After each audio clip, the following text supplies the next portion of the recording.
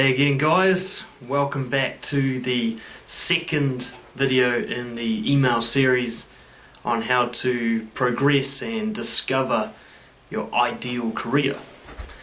So in the last video we went through a little exercise to figure out how you could possibly combine all your strengths, all those amazing things that make you who you are and show what you're great at, into a potential career.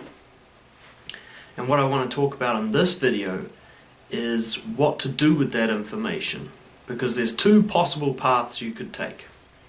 Now, one is to become an entrepreneur. I struggle to say that word. Self-employed person, where you take what you found doing that exercise and turn it into your own business. So that's one option we'll talk about today. And the other is to work for another company, so work for somebody, but to find a role within a company that really suits you best. And both of these options are fine. Now, if you're feeling maybe you just don't have what it takes to start your own business yet, I would recommend you start with option 2. You become an expert at some role, and then you start your own business. But if you're ready to jump into starting your own business now, or soon, let's talk about option 1 first. So, you have your list, your top 5 skills, your top 5 passions or things that you enjoy, and your top 5 areas of knowledge. You've put them together, you've come up with some ideas as to how those things could combine to create something amazing. It really is actually quite simple from this point to figure out what your ideal career would be if you want to be an entrepreneur. I got it right that time. So, one of the biggest learnings and one of the biggest mistakes I made when I started up was having this amazing idea of what everyone's going to possibly want, which at the time was writing a book, and just diving into it without doing any market research whatsoever, just assuming that everyone's going to want to buy it, right? So I decided I'm going to be a world-class author. I don't need to talk to anyone about it. I just need to write down my amazing ideas and everyone will buy it. Didn't quite work out that way at first. And what I've learned since is that before you even decide on your company name, you need to learn marketing. Okay? Now, when I'm working with my clients, I always recommend that you take action, then you learn. So you learn from your mistakes rather than trying to learn everything and then take action, because it paralyzes you all that knowledge. And you learn quicker by putting it into action and trying to fix it rather than trying to learn it all from scratch. The exception is marketing, really. I recommend that you get yourself either a coach, a beginner marketing and sales book, or one of the video series that people put out there, something to learn the very basics of how you test a product in the market or a service, how you figure out who your ideal customer is, how to target that person, advertise to them, so on and so on.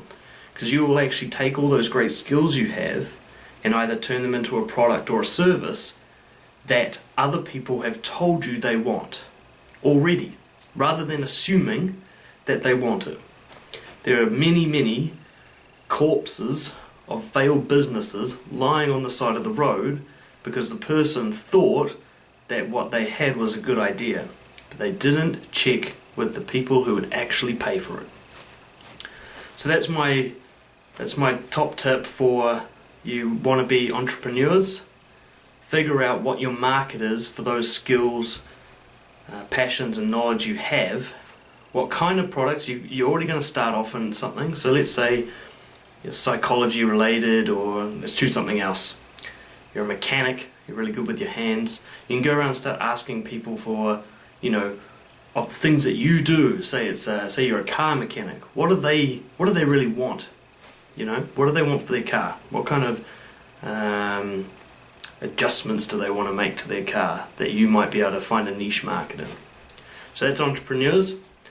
Now, if you're in option 2 and you want to just take those skills within a company, those strengths, and find a role that suits you best, then it's actually, again, it's very simple. I want you to go into the company's website or the HR department somewhere and get your hands on at least 10 of your most intriguing possible job options within the company. So the 10 best roles that you're aware of, and if you're not aware of any, just get as many as you can get your hands on.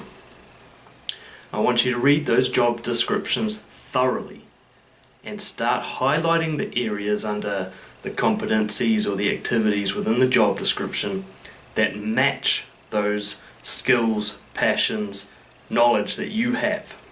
Okay? What you're trying to find is the best fit. You're trying to find the role that really speaks to you after you've decided what your strengths are. See, this is what most people don't do.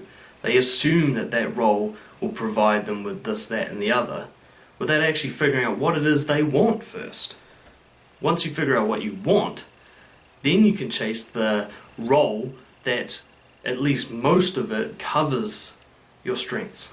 So you'll be putting yourself to your best use, because everybody is so different in all these different areas. There are people who love accounting sitting right next to people who love public speaking, and they're both doing roles that they hate, when one should go to the auditing department and the other one should become a senior manager or something like that, you know? So if you want to stick to your company, if you like your company but you're just not quite satisfied and you've got that weird imbalance where you want to stay there but you want to leave too, start looking around at other roles with this new fresh mindset of what your strengths are. And have a look at those job descriptions. I can't believe how many people don't do this. They just hear about jobs, they wait for the opportunities to come to them. And like I always go on about during my coaching, you need to go to the opportunities. They are right there in front of you when you start looking. Alright, so that's video 2. That's what you do with the first exercise that we did in video 1. And stay tuned for the next one in the series, which is a secret. And I'll see you in a week. Have a good one.